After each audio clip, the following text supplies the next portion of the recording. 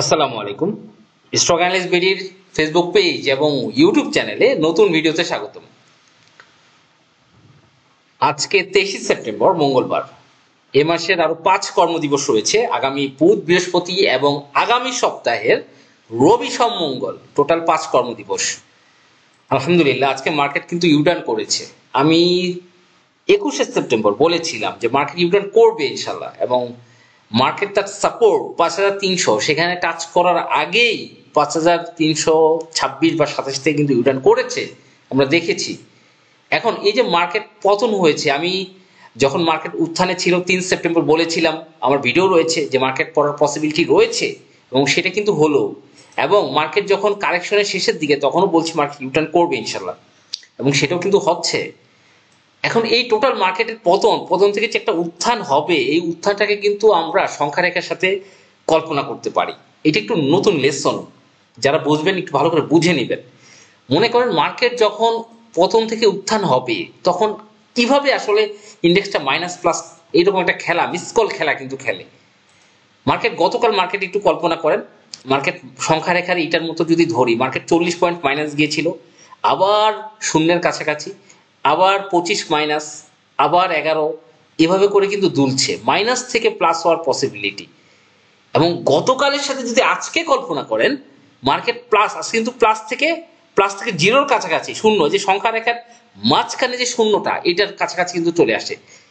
Plus থেকে আবার কাছাকাছি, আবার একটু বাড়ে, আবার কমে, এরকম। কিন্তু গতকাল ছিল মাইনাস থেকে শূন্যের কাছাকাছি, আর আজকে প্লাস থেকে শূন্যের কাছাকাছি। তার মানে খুবই পজিটিভ, খুবই পজিটিভ।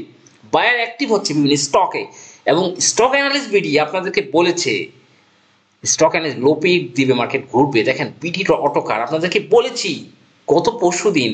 আপনারা অনেকে বলেন যে এটা যখন কম প্রাইসে থাকে তখন তো বলেন না, কম প্রাইসে তো বলেছি। যারা কিনেছিলেন তারা আলহামদুলিল্লাহ প্রফিটে আছেন। দেশ গার্মেন্টসের কথা বলেছি, ও লোপেট দিবে, মার্কেট ঘুরবে। আজকে নতুন একটি স্টকের কথা বলবো, ই কেবলস বা ইস্টার্ন কেবলস লিমিটেড, এই স্টকটা নিয়ে কথা বলবো। একটি গভর্নমেন্ট কোম্পানি, সরকারি কোম্পানি।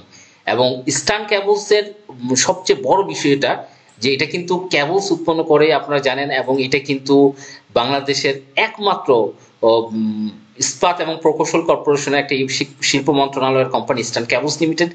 এবং তাদের কিন্তু অনেক বড় ফ্যাক্টরি, তারা এই যে বিভিন্ন তার বানায়, সেটা বিদ্যুতের তার হতে পারে। তারপরে হচ্ছে এই যে যে বড় বড় তারগুলো দেখতে পাচ্ছেন এখানে, কিন্তু এই যে ফ্যাক্টরিতে এই যে কেবলস গুলো দেখতে পাচ্ছেন, বৈদ্যুতিক তার গুলো তারা তৈরি করে। এবং ই কেবলস এর কিন্তু একটা গভর্নমেন্ট কোম্পানি, এবং গভর্নমেন্ট কোম্পানি যে দেখেন তাদের কিন্তু প্রচুর ডিমান্ড, এবং তাদের দাম কিন্তু অনেক বেড়েছে এর আগে, আপনারা জানেন। যে শুধু এটা না, বিদ্যুতের বাসাবাড়ির যে কেবলস গুলো রয়েছে ই কেবলস, এবং এটা কিন্তু অনেক জনপ্রিয় একটা কোম্পানি ই কেবলস, এবং এটা কিন্তু খুবই ভালো করছে বাংলাদেশে। এবং ই কেবলস এর এটা কিন্তু গভর্নমেন্টের যে স্টক, গভর্নমেন্টের শেয়ার রয়েছে 51%, এবং গভর্নমেন্টের শেয়ার বাদ দিলে কিন্তু খুব বেশি শেয়ার নেই, পাবলিক হোল্ডিং 75 লাখ। যদিও মার্কেটে ট্রেডেবল শেয়ার খুবই কম, খুবই কম ইস্টার্ন কেবলস এর। এবং এটা সবচেয়ে বড় বিষয় হলো ন্যাব, নেট অ্যাসেট ভ্যালু 341 টাকা। এটা যে ন্যাব কি পরিমাণ বাড়ছে, 341 টাকা, আগে অনেক কম ছিল। 2022 সালে কিন্তু এটা ন্যাব হিউজ পরিমাণে বেড়েছে, নেট অ্যাসেট ভ্যালু বেড়েছে। এবং এইটার যে গভর্নমেন্ট কোম্পানি, আপনারা জানেন গভর্নমেন্ট কোম্পানি, এটা রিজার্ভ, হিউজ একটা রিজার্ভ, এবং 883 কোটি টাকা রিজার্ভ। মানে গভর্নমেন্ট কোম্পানির মতো এত বড় একটা রিজার্ভ, যাদের আসলে লোন তেমন একটা নেই, খুবই কম, 883 কোটি টাকার রিজার্ভ, এবং ছোট্ট একটা কোম্পানি, 2,64,00,000 শেয়ার। যেহেতু এটার 3 কোটি করতে হবে, অবশ্যই একটা অ্যানাউন্সমেন্ট থাকা উচিত স্টকের বিষয়ে, যেহেতু 3 কোটি পেইড আপ করতে হবে। এবং গভর্নমেন্টের 51% শেয়ার, 51%, যেখানে ডিরেক্টরের 8%, ইনস্টিটিউট তেমন নয়, পাবলিকের খুবই কম, খুবই কম, অত্যন্ত লোপে। এটা 50-60 হাজার ট্রেড হলেই হল্টেড। এইটা আসলে বেশি একটা ট্রেড ভলিউম লাগে না, 40-50 হলেই হল্টেড হওয়ার পসিবিলিটি হয়ে যায় ইস্টার্ন কেবল।